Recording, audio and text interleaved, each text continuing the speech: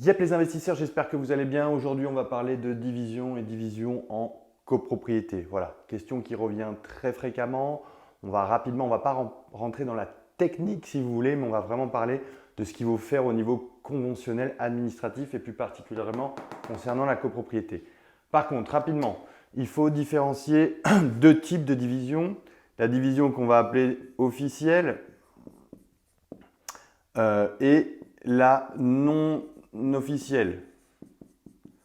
Alors rapidement, qu'est-ce que c'est? La division officielle, c'est ce qu'on appelle la division véritable, cadastrée, d'accord? Où on va faire des démarches administratives en mairie pour que il va y avoir une création de nouveaux lots à la suite. Je prends un exemple, j'ai un appartement en division officielle, je vais créer un deuxième appartement et je pourrais revendre cet appartement en tant qu'appartement seul, d'accord? C'est-à-dire au niveau du cadastre, au niveau de la mairie, eh ben, l'appartement existant sera devenu deux appartements distincts. Voilà. Donc c'est ce qui permet ensuite de revendre entre guillemets à la découpe. Vous voyez ce que je veux dire? Donc c'est ce qui permet de faire levier puisque on a une grande surface, on la découpe en deux petites surfaces qui ont une identité distincte. Ça c'est la division officielle.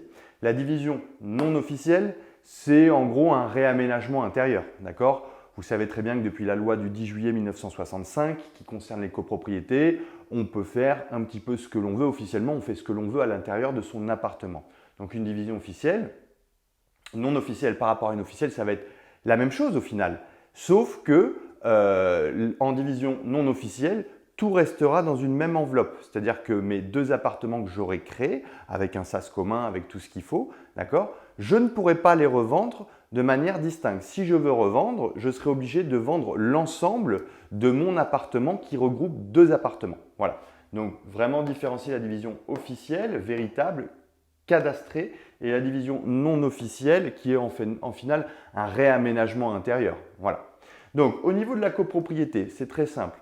Il faut savoir qu'il faut déjà se renseigner. Beaucoup oublient de le faire, mais c'est le droit privé d'une copropriété qui prime sur le droit public. Donc renseignez-vous en amont, allez voir le règlement de copropriété pour savoir si tout simplement il n'y a pas de clause. Vous savez, les copropriétés, droit privé, mettent un petit peu ce qu'elles veulent dans leur règlement. Donc s'il n'y a pas une clause qui interdit une division, pour le coup officielle, d'accord?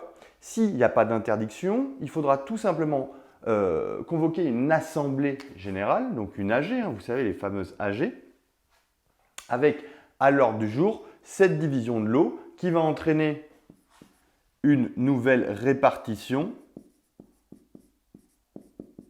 des charges, forcément. Puisque si vous êtes dans une copro où il y avait 20 lots et que vous allez créer, vous divisez votre appartement, vous allez créer un lot supplémentaire et même deux. Deux pourquoi? Parce que j'ai un lot, je le transforme en deux lots, mais j'ai aussi créé un couloir et donc une partie commune. Et donc c'est un troisième lot, le sas ou le couloir. Voilà. Donc important de après convoquer une assemblée générale pour une nouvelle répartition des charges, une nouvelle répartition des tantièmes. Et ça, il faudra le faire avec il faudra faire ce qu'on appelle un modificatif de règlement de copropriété qui se fera via le notaire, votre notaire, et un géomètre.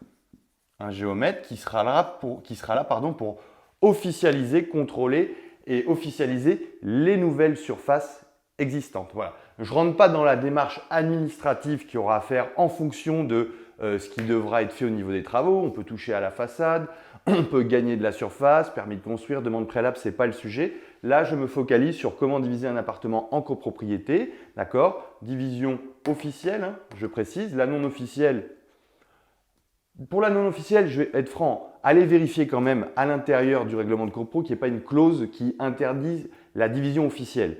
Si vous voyez qu'il y a une clause qui interdit la division officielle, vous savez, les voisins jaloux et tout, n'allez pas prendre le risque d'en faire une non officielle, même si officiellement, avec la loi de 1965, je la mets ici, vous pouvez jouir de vos parties privatives comme vous le voulez. Voilà, j'espère que ça vous a intéressé. Affaire à suivre.